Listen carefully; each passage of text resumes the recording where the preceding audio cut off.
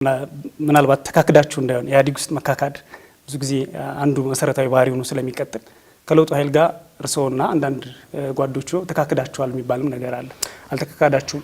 ምንም የተካካነው ነገር የለም። ምንም ቃል የተገባባነውም ነገር የለም።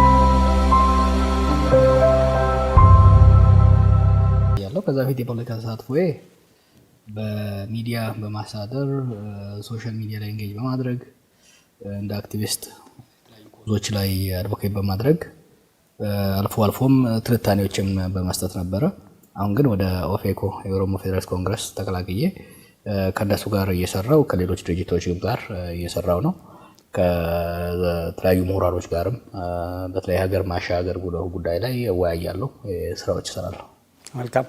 ኦፌኮ የሚታወቀው እንግዲህ በፕሮፌሰር መረራ ጉዲናና በአቶ በቀለ ገርባ ነው በአብዛኛው የምናውቀውና አቶ ጀዋር ወደዛ የገቡት ተገፍተው ነው ብሎ የሚያነሱ የፖለቲካ ተንታኞች አሉ። አስቡበት ሳይሆን ተገፍተው ነው የሚሉ አሉ። በአንጻሩ ደግሞ ከዚህ በፊት በውጭ ሆኖ ድጋፍ ያደርጉ ነበር ለዚህ ድርጅት የሚሉትም አሉ። የትኛው ነው እርስዎ ወደ ኦፌኮ የወሰዱት? ሁለቱም ይመስለኛል። እንግዲህ ከኦፌኮ ጋር ረጅም የሆነ የስራ ግንኙነት ነበረን። ድርጅቱን በሰላማዊ ትግል የሚያምን ስለነበርና እኔም በሰላማዊ ትግል ማመን ከመሆኑ አንጻር አገር ቤት ስለነበሩ እኔ ደግሞ ከውጪ የሰላማዊ ትግል ላይ እንቀሳቀስ ስለነበረ እነሱ ከሀገር ቤት የሚያደርጉትን የሰላማዊ ትግል እኔ ደግሞ ከውጪ ደግፈው ስለነበረ ረጅም ከፕሮፌሰር መረራ ጋር ከ15 ዓመት በላይ እንተዋወቃለን። ከአቶ በቀለም ጋር መጀመሪያ ታስረው ከወጣ ጀምሮ በቅርበት እንተዋወቃለን። አብረን ሰርተናል። የነበረውንም የዚህ ሀገር የሰላማዊ ትግል አብረን ነው ስናንቀሳቀስ የነበረው እና አባልም ባልሆን በቅርብ ከድርጅቱ ጋር ስሰራ ነበር። ከግፊት የሚለው የግለሰቦች ወይ ደግሞ የድርጅት ግፊት አልነበረም የመጣብኝ።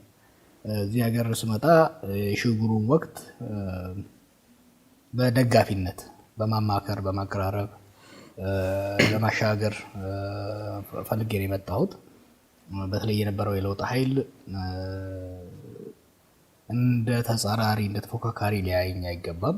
ካለኝ ተጽዕኖ አንጻር ያንን መፍራት እንደሌለባቸውና እነሱን መደገፍ እንዲሁም እነሱንና ተቃዋሚ ከሁለቱም ጋር የስራ ግንኙነት ነበረኝ። እንደምታውቀው ከተቃዋሚውም ጋር ስራ ነበረ።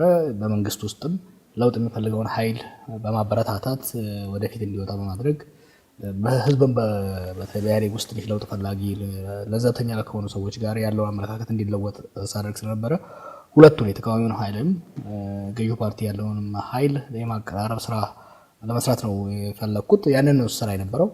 አሁን ባለፉት ወራት ግን የለውጡ ሽግግሩ ሀዲዱን እየሳተ በመሄዱና ወደ ሀዲድ ለመመለስና ሽግግሩ እንደተሳካ ለማድረግ ከዳር ቆሞ መሞከሩ ለማቀራረብ መሞከሩ ብዙም እያስኬደ ስላልሆነ ከተቃዋሚ ጋር ተቀላቅሎ የተቃዋሚውን ኃይል ጎራ በማጠናከር የኃይል ሚዛን የኃይል አስተላለፉን ባላንስ በማምጣት ሽግግሩን ወደ ሀዲድ መመለስ ያስፈልጋል ብዬ ስላሰብኩ ወደ ተቃዋሚ ለመቀላቀል ወሰንኩ።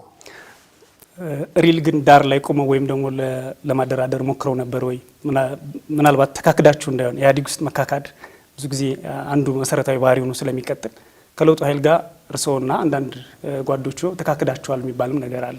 አልተካካዳችሁም? ምንም የተካካነው ነገር የለም። ምንም ቃል የተገባባነውም ነገር የለም። ያለው ቃል በግልጽ በህዝብ ፊት ለፊት ያለ ነው። ይሄም ትግሉን ስናራመድ የነበርነው ሰዎች ይቺ ሀገር ወደ ዲሞክራሲያዊ ስርዓት መሻገር እንዳለባት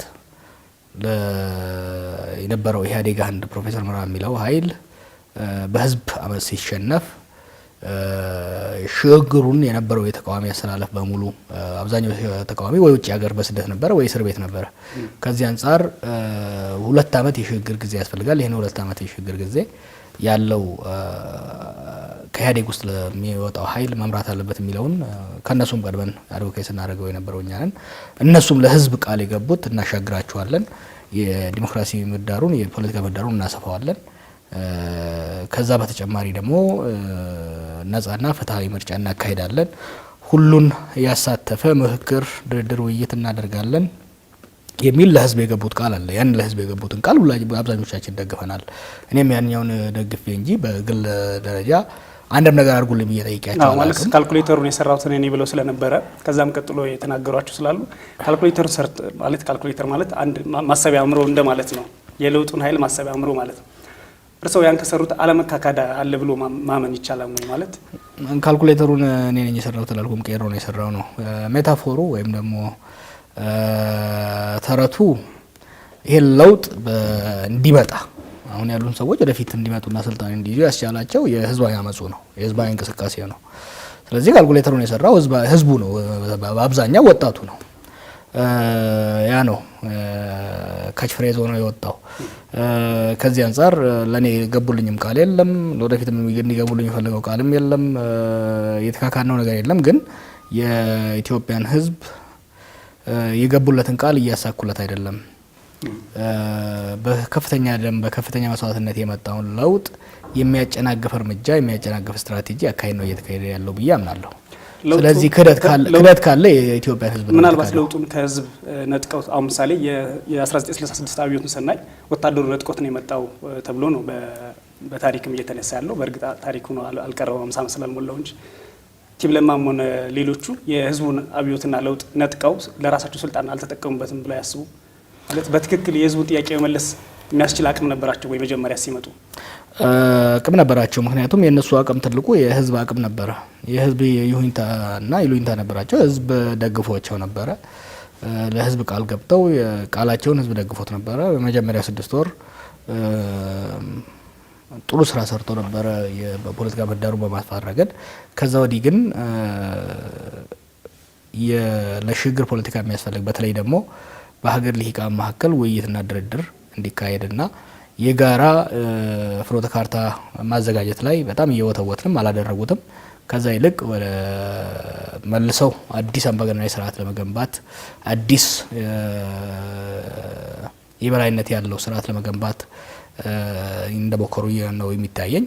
ከዚህ አንጻር የህዝቡን ተስፋ የህዝቡን ፍላጎት የሚያጨናግፍ ነው እየሰሩ ያሉት። ይሄንን ደግሞ የዛሬ 1 ዓመት ተኩል ሲመጡ የነበራቸው ተቀቡልነት ድጋፍና ዛሬ ያላቸው ቅቡልነት በጣም የተለያየ ነው። በጣም ወርዷል እና ይሄ ደግሞ የራሳቸው ስህተት ነው ባይ ነኝ። ምናልባት አሁን እርሱ እንደሚሉት የማደራደርና አንድ የመሆን ጉዳይ ከመንግስት ብቻ መጠበቅ አለበት ወይ? እርሱ ለምን ስልከውን አንስተው እንዳንድ ፖለቲከኛ ወይ ጌታቸው ረዳ ጋር ከሌሎችም ኃይሎች ጋር ተደዋውሎ መገናኘትና ድርድር ማድረግ አይቻልም ወይ? መንግስት አደራዳሪ እንዲሆን ለምንድን ነው የፈለጋችሁት? በዋናነት የሁሉ እኔ በነገራችን ላይ ከሁሉም ጋር ነው የምናገረው። በጣም ሞክሬያለሁ። ለምሳሌ ከትግራይ ጋር እንደመጣው አካባቢ መቀሌ ቤት ከመሄድ ፍላጎት ነበረኝ። ምክንያቱም ህወሓት ስልጣን ላይ ነበረ። ከዛ መጨረሻ ላይም ቢሆን በሰላም ስልጣኑን ለቆ ሄዷል። ግን ተገፍተው መቆየት የለባቸውም። ሪኢንቴግሬት ማድረግ ሪሃቢሊቴት ማድረግ ያስፈልጋል የሚል ከነሱም ከዚህም የነበረ ሁኔታ አልተሳካም። የመንግስት ሚና በጣም ወሳኝ ነው። የመንግስት ባይን ከሌለ በስልጣን ላይ ያለው ኃይል ይሁንታ ከሌለ አብዛኞቹ ችግሮች ከመንግስት ስልጣን ከመንግስት ውሳኔ ጋር ተቋማት ጋር የሚያያዙ ከደህንነት ጋር የሚያያዙ ስለሆኑ አስቸጋሪ ነው። ለምሳሌ የትግራይን ጉዳይ ብትወስድ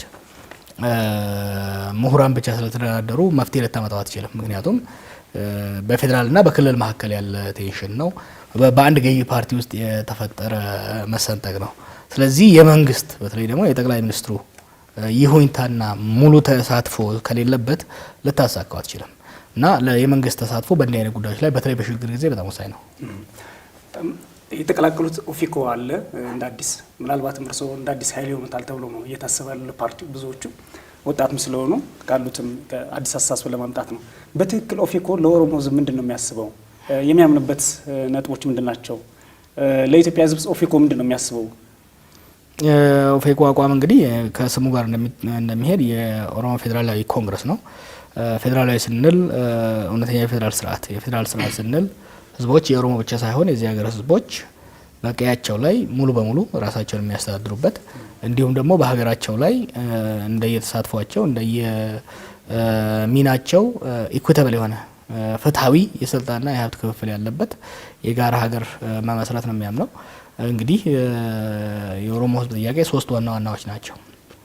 አንዱ የማንነት ጥያቄ ነው። ማለትም ህዝብ ባለው ባህል፣ ባለው ታሪክ፣ ባለው ቋንቋ ተከብሮለት እያሳደገ እያጎለበተ የሚኖርበት ስርዓት። ሁለተኛ በቀዩ ላይ፣ በክልሉ ላይ፣ በዞኑ ላይ ራሱ በመረጠው መንግስት ራሱን የሚያስተዳድርበት። ሶስተኛ ደግሞ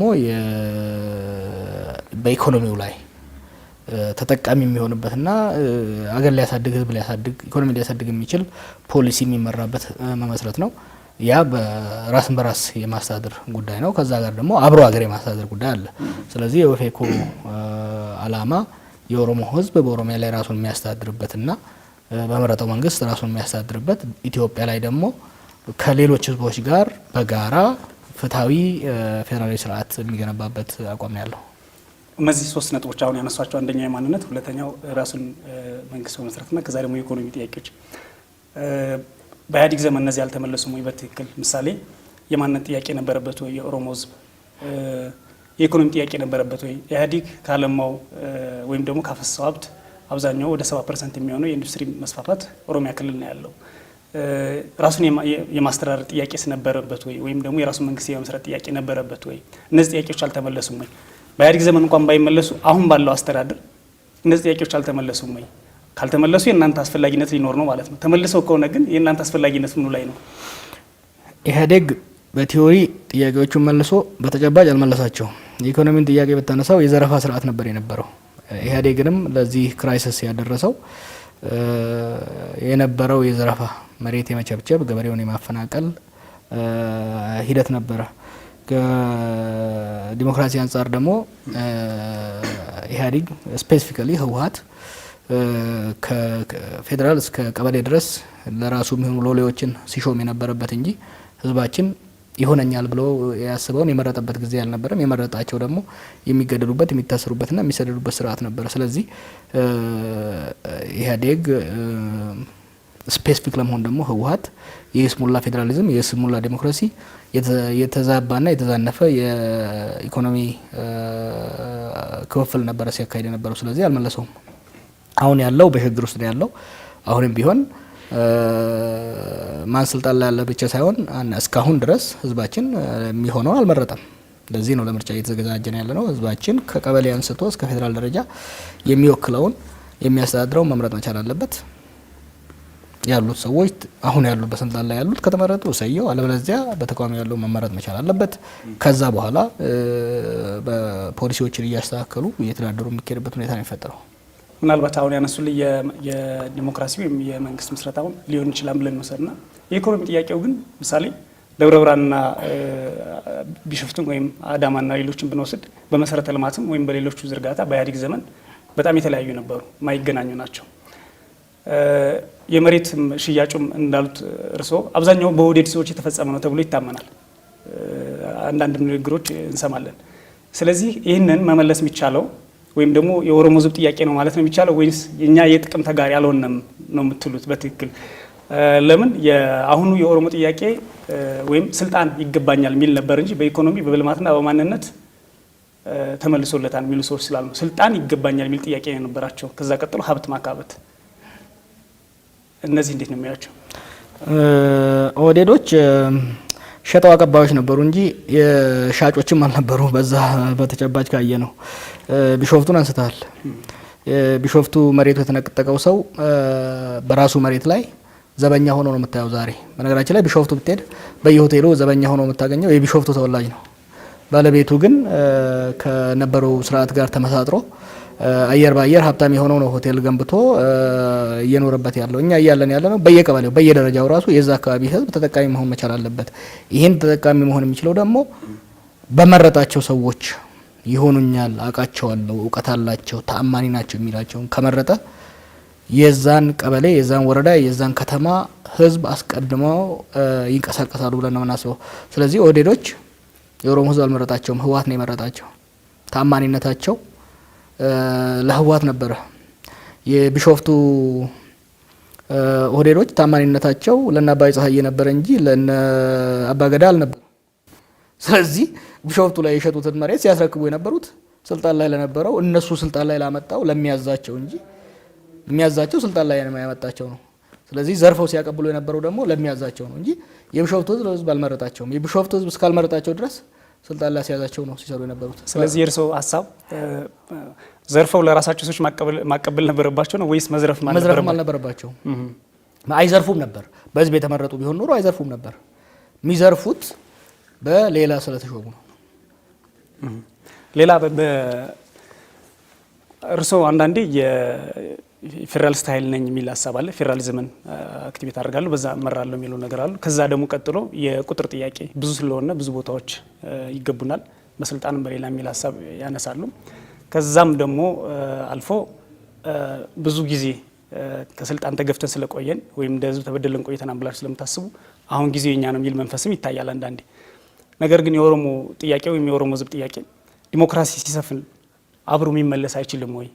አንዳንዴ የቁጥር ጨዋታ የብዙነት ጨዋታ ከዛ ያ ወደ አምባገነንነት ስለሚወስድ በዲሞክራሲ ስርዓት ውስጥ ይመለሳል ብላችሁ ማሰብ አልቻላችሁም ወይ? ዲሞክራሲ ምንድነው ላንተ ትርጉሙ? ዲሞክራሲ የቁጥር ካልሆነ ምንድነው? ዲሞክራሲማ ቁጥር ካልሆነ ስለዚህ የሚያስፈልገው መጀመሪያ ዲሞክራሲ ማሳደግ እንጂ አሁን ቁጥሩን መጠቀም አይደለም። ያው እኮ ነው ዲሞክራሲ የምታረግ ከሆነ ህዝብ እንደ ቁጥሩ ለምንድን ነው 547 ወንበር ያለው በፓርላማ ውስጥ ቁጥር አይደለም? ለምንድን ነው 600 ያለው ነው? ለምንድን ነው ከዛ በታች ያለው ነው? ልክ ነው። እሱን ሳይሆን እኔ የምለው ቁጥር ወሳኝ ነው። ምሳሌ ዲሞክራሲ ማሳደግ ነው እንጂ የሚቀድመው አሁን የቁጥር ጥያቄ ማንሳት ሌላ አምባገነናዊ መንፈስ አይ እርሶም አሁን በጥያቄዎት ምሳሌ እስኪ ከቤተ መንግስት ጀምሮ ያለው ይታይ ስልጣን ውስጥ ያሉት ሰዎች እኛ በቁጥራችን ልክ አግኝተናል ወይ ሲሉ አንድ የዋልታ ቴሌቪዥን ላይ ተናግረው ነበር። በቁጥራችን ልክ አይደለም ያልኩት ቤተ መንግስት ውስጥ በፌደራል መንግስት ውስጥ ያለ ስልጣን ያለ አስተላለፍ የኢትዮጵያን ብሔር ብሔረሰቦች መምሰል መቻል አለበት። የኢትዮጵያ ፌደራላዊ መንግስት መስሪያ ቤቶች ኦሮሞን ማሳየት አለባቸው፣ አማራን ማሳየት አለባቸው፣ ጸማይን ማሳየት መቻል አለባቸው፣ አፋርን ማሳየት አለባቸው፣ ሶማሌን ማሳየት መቻል አለባቸው።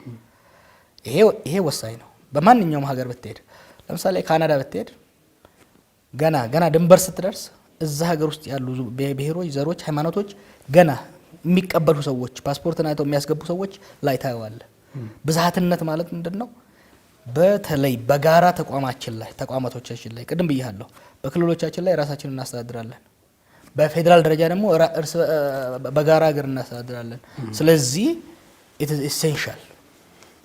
ስለዚህ የፌዴራል ተቋማት ከቤተ መንግስቱ አንስቶ እስከ ፌዴራል ፖሊስ እስከ ፌዴራል እስር ቤት ደረጃ ያለው በሙሉ የዚህችን ሀገር ብሔር ብሔረሰቦች የዚህችን ሀገር ብዝሃትነት ማሳየት ወሳኝ ነው። ይሄ ከሆነ እኮ ታዲያ አቶ ጀዋር ማለት የአንደኛ ተቋማት ያስፈልጋሉ ወይም የዲሞክራሲ ስርዓት ግንባታው ማሻል ያስፈልጋል ማለት ነው። ግን አሁን ይሄ ታልፎ የተቋማት ግንባታው የዲሞክራሲ ስርዓትም ታልፎ ቀጥታ የስልጣን ጥያቄ ነው የሚነሳው በአብዛኛው። ምሳሌ ሚኒስትሮች ሲሰሙ ምን ያህል ቁጥር ነው ያለው የኛ ምን ያህል ነው የሚሉ ይነሳሉ። ይሄ እንደ ጥያቄ ዲሞክራሲ ሲሰፋ ወይም ሲሻሻል የኦሮሞ ህዝብ ጥያቄም ሆነ የአቶ ጀዋር ጥያቄ ሊመለስ ይችላል ብሎ ማሰብ አይቻልም። ሁለቱም አብሮ ለምን ነው የማይሄደው? ሁለቱም አብሮ ካልሄደ ጭራሽ ዲሞክራሲም ሊመጣ አይችልም። የዲሞክራሲ ግንባታ ፍትሃዊ አካሄድን ያስፈልገዋል። ስለዚህ የዲሞክራሲ ስንል እኮ አሁን ያለ ነው። ለምሳሌ ቤተ መንግስቱን በሙሉ በኦሮሞዎች ልትሞላው ትችላለህ። እነዛ ኦሮሞዎች በኦሮሞ ህዝብ እስካልተመረጡ ድረስ የኛ ጥያቄ አልተመለሰም ማለት ነው። የዲሞክራሲያዊ ምርጫ አድርገህ ደግሞ አንድም ኦሮሞ እዛ ከሌለ አሁንም ችግር ውስጥ ትገባለህ ማለት ነው። ስለዚህ የሶማሌ ህዝብ የራሱን ተወካዮች መምረጥ መቻል አለበት። በሶማሌ ክልል ላይ ራሱን በራስ ማስተዳደር መቻል አለበት። በፌዴራል መንግስት ውስጥ ደግሞ እንዳስተዋጽኦ እንደ ብዛቱ ሊወከል ይገባል ነው። የፓርላማውን ወሰደው 180 የሚሆኑ የኦሮሚያ ተወካዮች አሉ። 180 130 ምናምን ከአማራ ክልል አሉ፣ 38 ከትግራይ ክልል አሉ። ይሄ ምንድነው? ዲሞክራሲ ነው እያልን ያለ ነው። ምንድነው? ያ ውክልና ጥሩ ነው፣ ግን ከትግራይ የሚመጡ 38 ሰዎች በትግራይ ህዝብ መመረጥ አለባቸው እንጂ ከላይ ወርታች መሾም የለባቸው። ከሶማሌ ክልል የሚመጡ 30 ምናምን ሰዎች በሶማሌ ክልል መመረጥ አለባቸው። አሁን ሶማሌ ክልል አንድ የሚነሳ ጥያቄ አለ። የሶማሌ ክልል ህዝብ ወደ 6% ነው፣ 6.2% ነው። የፓርላማ ውክልናቸው ግን ከዛ ጋር አብረው አይሄድም። ሶማሌ ክልል ሁለት ጥያቄ ይነሳል ማለት ነው ከፓርላማ ጋር ሲያያዝ። አንደኛ በፓርላማ ውስጥ ያለን ውክልና ፍትሃዊ አይደለም ይላል። ሁለተኛ በፓርላማ ውስጥ ያሉትም ሰዎች እኛ የመረጥናቸው አይደለም ነው የሚለው። ሁለቱም መመለስ መቻል አለበት ማለት ነው። አንደኛ በፓርላማ ውስጥ በሶማሌ ህዝብ ቁጥር ተመኑ መስተካከል አለበት። ሁለተኛ እነኛ ሰዎች ዘሴም ነው መሆን ያለበት። ሁለቱንም ነው። ለምን መሰለህ ይሄን ኤግዛምፕል ያነሳው ለሶማሌ እንደ ኤግዛምፕል ነው ያነሳው ያለበት። እነሱ ሁለቱም ጥያቄዎችም የዲሞክራሲ ጥያቄዎች ናቸው። ፍትሃዊ ውክልና ይኖረን የዲሞክራሲ ጥያቄ ነው። እነኛ የኛ ተወካዮች ደግሞ አይሾሙልን፣ አይመረጡልን፣ እኛ እንምረጣቸው የዲሞክራሲ ሁለቱም የዲሞክራሲ ጥያቄ ነው ማለት ነው በአሁኑ ሰዓት። ስለዚህ ኦሮሚያ ክልል በተለይ ከላይ የምሾም ነገር አለ ብለው ያስባሉ? ሰውም ህዝቡ ምሳሌ የሚያስበው አንዳንድ አካባቢዎች ስንንቀሳቀስ የምናስበው በአሁኑ ሰዓት የኦሮሞ የበላይነት አለ ተብሎ ከዚህ በፊት እርሶ ክርክር ያደርጉበት ጉዳይ ነው። ማስረጃ የሚያቀርቧቸው ቦታዎች አሉ። ምሳሌ አየር መንገድ ውስጥ የኦሮሞ የበላይነትን ለማስፈን በከንቲባውም ሰራተኛ ቅጥር ሲፈጸም በሌሎችም የሚደረጉ የበላይነትን ለማስፈን የሚደረግ አለ። መከላከያም ውስጥ በተመሳይ የደህንነት መስሪያ ቤት ውስጥ በተመሳይ ስም መዘርዘር ላይ ያስፈልገኝ ይችላል። ይሄ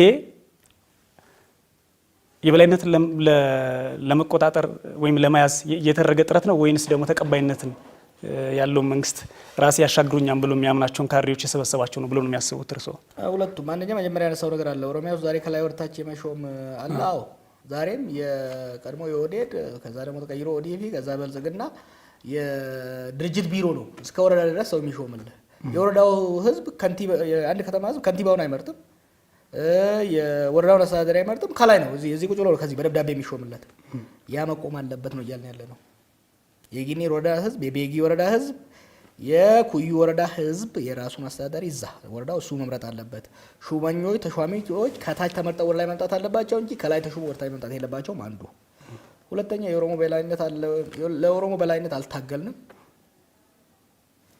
ኦሮሞ ህዝብ፣ ሶማሌ ህዝብ፣ ትግራይ ህዝብ እንደ ቁጥሩ ሊወከል ይገባል እንላለን። የኦሮሞ የበላይነት እየተገነባ ነው ከተሆነ ቁጥሩ ይምጣ፣ አብሬ እታገላለሁ። በአየር መንገድ ውስጥ የኦሮሞ የበላይነት መጣ፣ ኦሮሞ ከብዛቱ ከፕሮፖርሽን በላይ ከሬሾ በላይ መጣ ከተባለ ይቀነስ ብዬ አብሬ እታገላለሁ። እኔ እየጠየኩ ያለው እዚህ ሀገር ምንድነው ታውቃለህ? በፌዴራል መንግስት ውስጥ ያለው የብሔር ተዋጽኦ ይታወቅ። በልጦ የተገኘው ይቀነስ፣ አንሶ የተገኘው ይጨመርለት። እዚህ ላይ እንስማማ ነው አንስማማ? የኦሮሞ የበላይነት እየመጣ ነው ከተባለ አሁን ስጋቱ አለ። ደጋግሜ ነው አሁን በዝግ ስብሰባዎችም በሚዲያም እንደምናገረው ነገሮች ሲደጋገሙ እውነት እየሆነ ይመጣል። ጨዋታው መሆን የለበትም። አየር መንገድ ውስጥ ይሁን፣ ባህር መንገድ ውስጥ ይሁን፣ ቤተ መንግስት ውስጥ ይሁን፣ ፋይናንስ ሚኒስቴር ውስጥ ይሁን፣ ኤኒዌር የኦሮሞ ውክልና የኦሮሞ ተሳትፎ ከቁጥሩ በላይ ከሆነ አብሬ ታግዬ ይቀነስ ከሚሉት ውስጥ ነኝ። የኦሮሞ ቁጥር ካነሰ ይስተካከል ብዬ እታገላለሁ። የትግራይ ቁጥር ከበለጠ ይቀነስ ብዬ እታገላለሁ። ካነሰ ይጨመር ብዬ እታገላለሁ። ስለዚህ እንደዛ አይነት ኮምፕሌንት ካለ ለምን ነው ቁጥሩ የማይቀርበው?